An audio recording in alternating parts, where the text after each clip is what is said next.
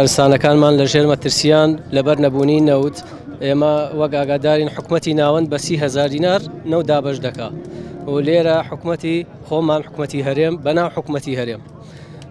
وا بڕیارە بە 13500 دینار نەوت دابەش بکات. ئەمەش بارێکی تەواوی گران دەخاتە سەر شانی هاوڵاتیانی پێنجوێن بە تایبەتی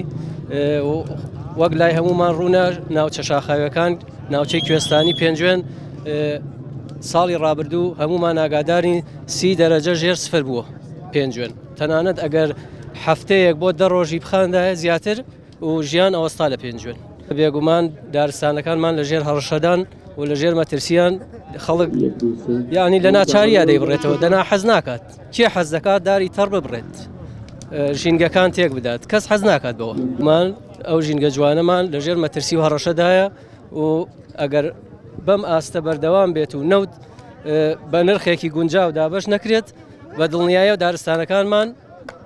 لە ناو دەچن. ئەمتوێت پێشوێنی ئەمە ئەم ساڵەکە لە فەلاحەتیە زەرەرێکی زۆری بەرکەوتوو بە خەڵکیش بەعام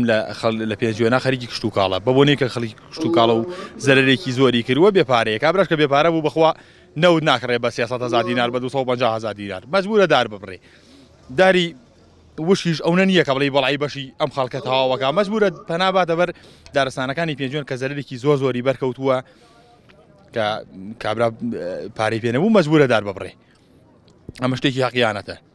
ڕاڵێک دار پار بە 250,000 دینار بوو ئەم ساڵەکە تا 650,000 دینار 700,000 دیناری فرۆشیەوە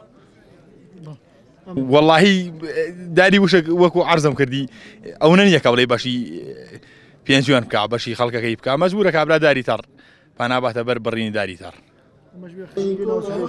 هەر هەمووکەی زەرەرە لە من ناکەوێت لە ژینگەی هەرێمی کوردستان و لە ژینگەی ئەم کوردستانی منەیەکەوێت لە ژینگەی پێنجوێنەکەوێت کە حکومەت سەبەبی ڕئیسیەتی لەبەرەوەی ئەو نەوت بۆ من دابین کا بۆی من بیانووی داربڕینم نەبێ ئەمە شتێکی حەقیانەتە بەڵام ئەو کە خام ساردە